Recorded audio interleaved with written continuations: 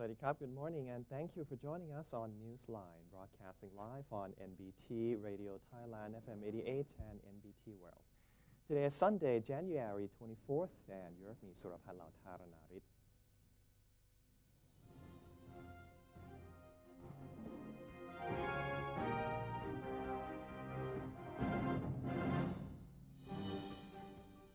Let's begin with today's segment of Thailand Moves Forward. First up, Prime Minister General Prayut Chan-o-cha has asked all sides to take part in the reform process, while pointing out that it will take a long time for Thailand to achieve stability, prosperity, and sustainability. General Prayut said Thailand is still in the first phase of the reform plan, which will be carried out until the end of this year. The second phase will start from 2017 onwards and will continue for the next 5 years. It will then be followed by more strategic reform plans, which will last for a total of 20 years. He assured that all the reform plans coincide with the country's economic development model. He cited a familiar phrase that goes, "Rome wasn't built in one day," hoping to make people understand the fact that in order for Thailand to be a strong country, time and cooperation are required. He said the most important ingredient of a strong foundation is generosity. It is the generosity to cooperate and to make sacrifices. He said every citizen has to always think of the nation's interests before their own. The Prime Minister has asked rubber farmers not to encroach on forests, as doing so is considered unlawful. In his televised speech, Prime Minister General Prayut Chan-o-cha asked rubber farmers to respect the law by staying out of forests or areas they do not own. He said this sort of illegal act destroys the country's forests and natural resources. As for those farmers breaking the law, General Prayut said he had assigned 3 agencies, including the Ministry of Agriculture, the Ministry of Interior, and the Rubber Authority of Thailand, to provide appropriate assistance. He also asked the farmers to refrain from staging demonstrations, while pointing out that they should try to help themselves before asking for assistance. He said rubber farmers should look for alternatives or switch to other economic crops so that they do not have to rely solely on rubber, of which prices have been falling in both domestic and international markets. The Indonesian ambassador to Thailand, Mr. Lutfi Rauf, has expressed his admiration for Thailand's efforts to eliminate illegal, unreported, and unregulated or IUU fishing and human trafficking. According to Deputy Government Spokesman Major General Weerachon Sukhon Thapatipak, Mr. Lutfi made the compliment during his courtesy call on Prime Minister General Prayut Chan-o-cha to bid him farewell upon the completion of his term in Thailand. The Deputy Government Spokesman said the Indonesian ambassador cited the noticeable progress the kingdom has made in stamping out the IUU fishing and human trafficking issues over the past several months. The ambassador also affirmed Indonesia's readiness to join hands with Thailand in the efforts. He said a joint committee between the two countries is being set up. The committee is expected to hold its first meeting early this year. Major General Weerachon said the Prime Minister at the same time proposed an idea for ASEAN member countries with the same key exports to form an alliance to strengthen their negotiating power. The Prime Minister cited as an example a possible formation of an alliance in fisheries among Thailand, Indonesia, Malaysia, Brunei Darussalam, and Vietnam. Such an approach is expected to draw cooperation in managing fishing activities and eradicating IUU fishing. European Union Illegal, Unreported, and Unregulated or IUU Fishing Advisor Caesar Devin has met with Deputy Prime Minister and Defense Minister General Prawit Wongsuwan. Devin requested the details of Thailand's measures to deal with IUU fishing, while the Deputy Premier made known the government's hopefulness that its efforts will shield it from receiving a red card from the EU, or possibly even allow its yellow card to be lifted. He assured the EU inspector that Thailand is ready to address all issues in relation to IUU fishing. The EU inspector team most recently dispatched technical agents to review Thailand's illegal fishing practices and evaluate its progress in performing background checks and installing a vessel monitoring system onto large fishing boats. The findings of the agents will be taken back to the EU for discussion.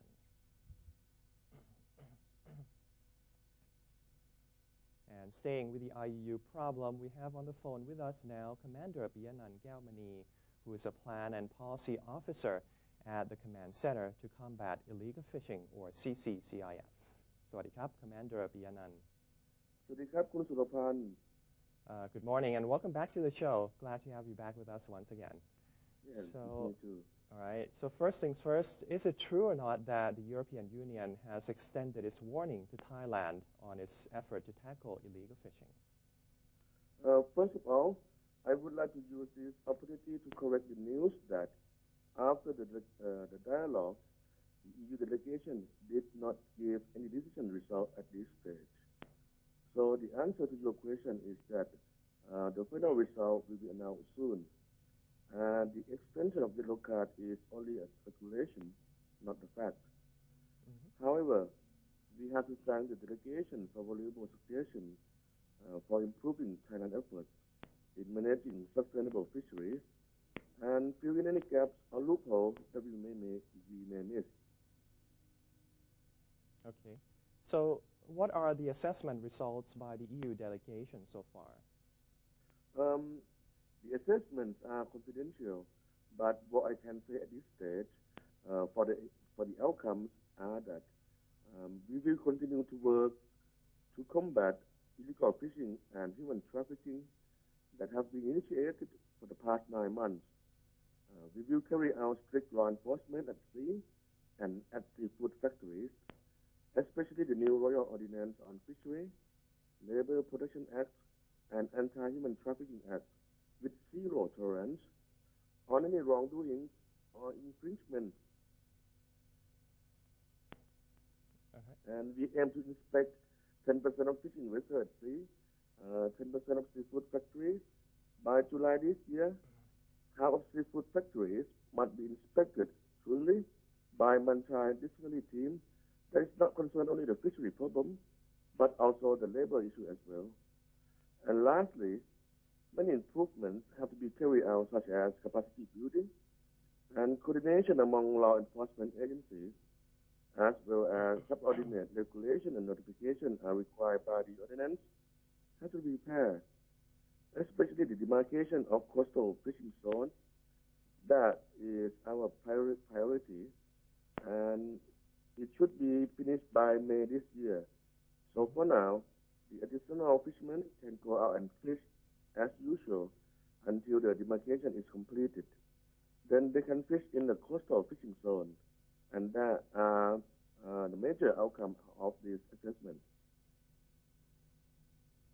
All right. Thank you. Okay. So let's hope for good news. So very soon. keeping So, across. all right. Thank you, Commander Piyanan, for joining us this morning. So, สวัสดีครับ สวัสดีครับ Well, the issue of illegal, unreported, and unregulated, or IUU fishing in Thailand is among the government's main concerns. After receiving a yellow card from the European Union, the Thai government has launched a multi-pronged campaign against IUU fishing in the kingdom's waters. Let's take a look at this special report.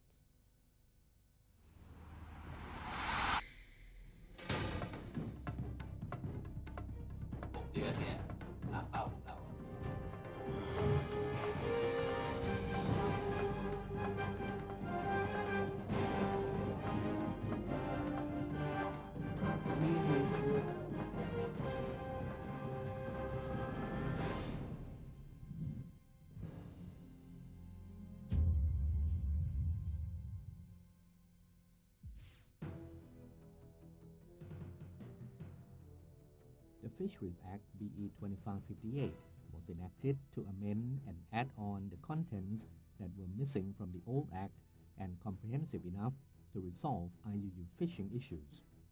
The objectives of the Fisheries Act are as follows.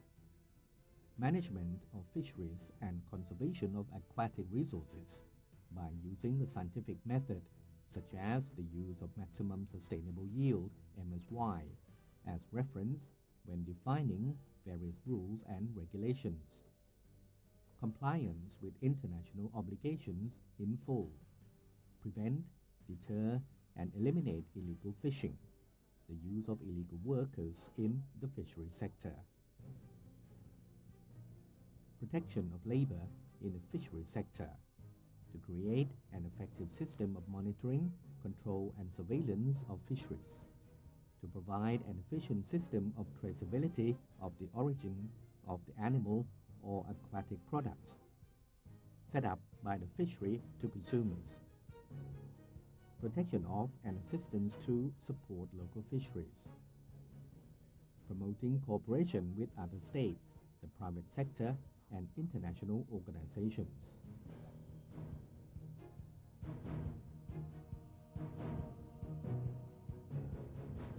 ในส่วนประเด็นสำคัญในเรื่องของพระราชบัญญัติการประมงซึ่งมีความแตกต่างจากตัวพระราชบัญญัติการประมง2558เนี่ยนะครับก็คือประการแรกก็คือปรับปรุงมาให้สอดคล้องกับกฎเกณฑ์ระหว่างประเทศซึ่งประเทศไทยเป็นสมาชิกอยู่นะครับโดยเฉพาะอย่างยิ่งกฎหมายระหว่างประเทศว่าด้วยทะเลซึ่งประเทศไทยเป็นสมาชิกอยู่แล้วนะครับในเรื่องของกฎเกณฑ์ในเรื่องของรัฐเจ้าของธงในเรื่องของดูแลในเรื่องทรัพยากรนะครับในเรื่องของให้สอดคล้องกับจำนวนเรือกับทรัพยากรต้องสอดคล้องกันเพราะทุกวันนี้เราใช้ทรัพยากรมากกว่าที่ควรจะเป็นนะครับซึ่งระบบกฎหมายเดิมเนี่ยยังไม่สามารถจัดการตรงนี้ได้จริงๆแล้วเราดูว่าคนไทยจะได้อะไรมากกว่าที่ทำไปนะครับในการออกกฎกติกาแต่ว่าเมื่อไปเปลี่ยนวิถีชีวิตเราก็ต้องมีสิ่งที่ต้องชดเชยหรือทดแทนให้สิ่งเหล่านี้คณะกรรมการกฎหมายเนี่ยได้นำมาพิจารณาทั้งสิ้น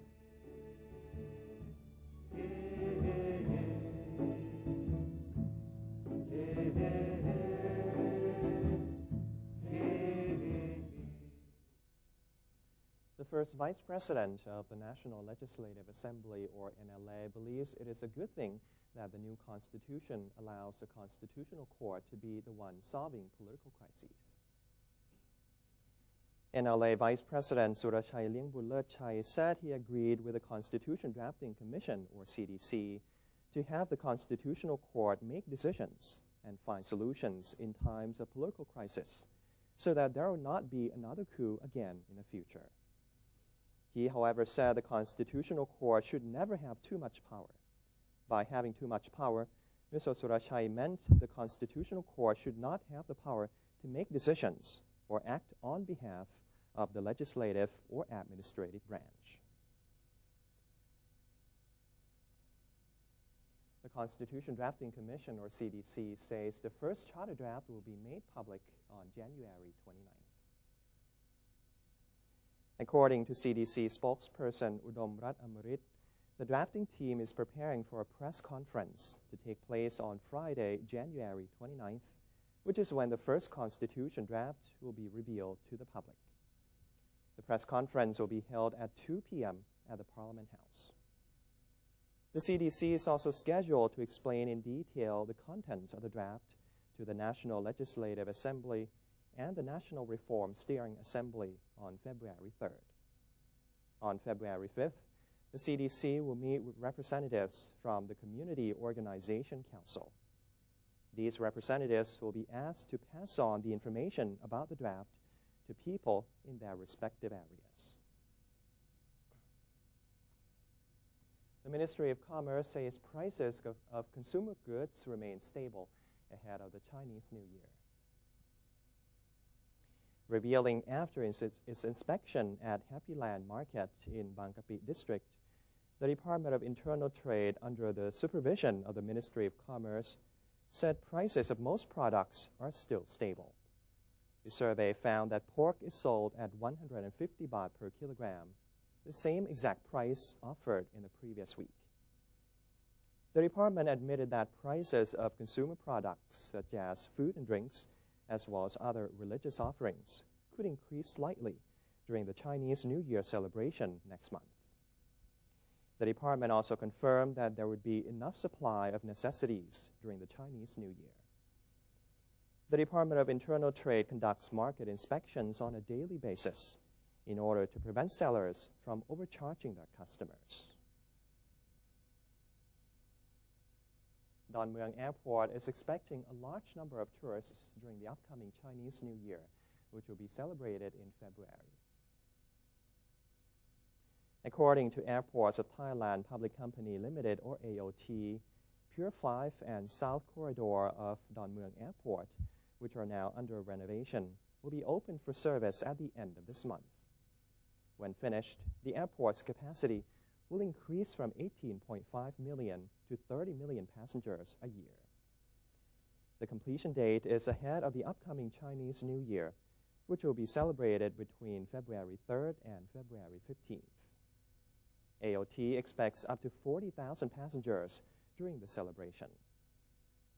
In order to further enhance its services, Don Mueang Airport is also renovating its other facilities, whereas Terminal 2 is scheduled to be fully open for service on March 8th, which marks the airport's 102nd anniversary. And that's all for today's edition of Thailand Moves Forward. Before we take a quick break, let's have a look at the exchange rates and commodity prices.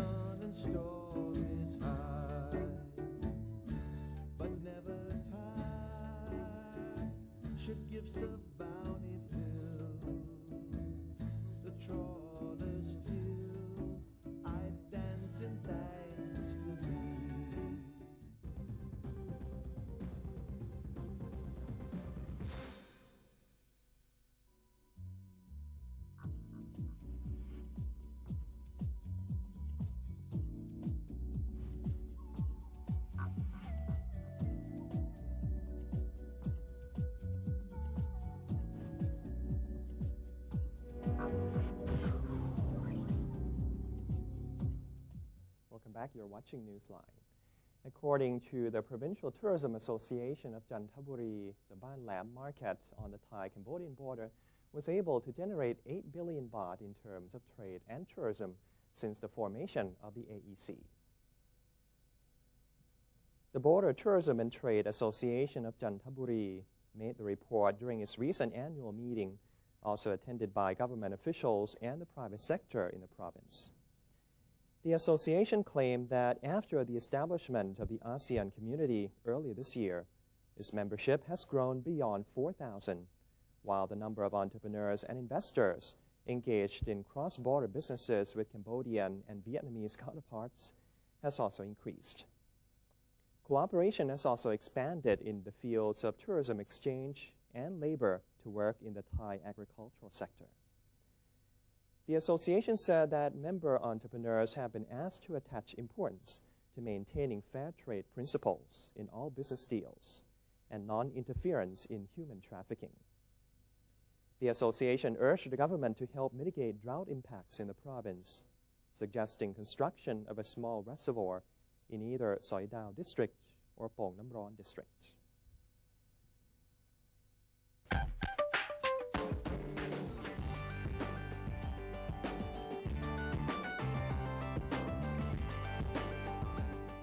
On the global front, Canadian police said a 17-year-old boy has been charged with 4 counts of first-degree murder after shootings in Canada's western Saskatchewan province. The boy, who could not be named because of his age, is also charged with 7 counts of attempted murder. 4 people were killed and several injured after the shootings at La Loge Community School and another location. Prime Minister Justin Trudeau has said the attack on Friday in the remote community was every parent's worst nightmare.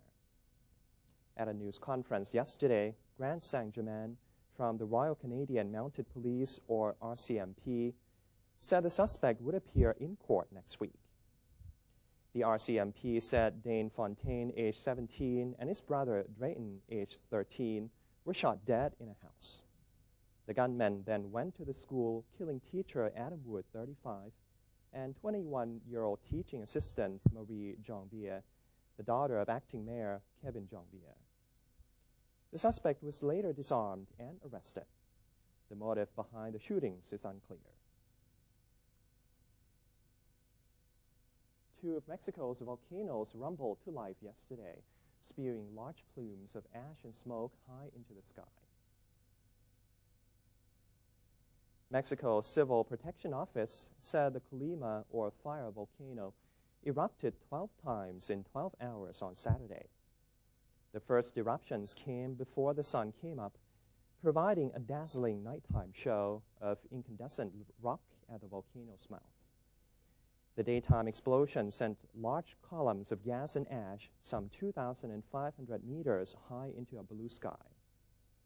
To the east of Mexico City, near the city of Puebla, the Popocatépetl volcano also roared to life. Several eruptions were registered there over the last 24 hours. The sky above the Puebla city was dark with ash and smoke. Mexico contains over 3,000 volcanoes, but only 14 are considered active. Major eruptions in Mexican history have included the 1953 eruption of the Paricutin volcano in Michoacan, the 1982 eruption of Tacna volcano in Chiapas, and the 1986 eruption of the Colima volcano. A monster blizzard that has paralyzed the U.S. East Coast intensified on Saturday afternoon as it barreled into New York City. After dumping nearly 60 centimeters of snow on the suburbs of Washington, D.C. overnight, the storm unexpectedly gathered strength as it slammed into the New York metropolitan area, and forecasters bumped up snowfall predictions to up to 76 centimeters by today. However, the snow could not stop people in New York City from making the best of what Mother Nature had to offer. In Times Square, crowds of people shared the streets with snowplows as a large advertisement for sunny Fort Lauderdale, Florida, taunted passersby. Meanwhile, in New York City's Central Park, skiers and sledders made the most of the snow day. And that's a wrap for today's edition of Newsline. If you have any comments or suggestions, feel free to email them to us at newsline.nbt@gmail.com. You can also follow us on Facebook or visit our website at thainews.prd.go.th/en. And for now, we're going to say goodbye with a baby giraffe making its public debut in Buenos Aires Zoo. I'm Surapan Lautara Narit. Thank you for joining us and have a wonderful day. สวัสดีครับ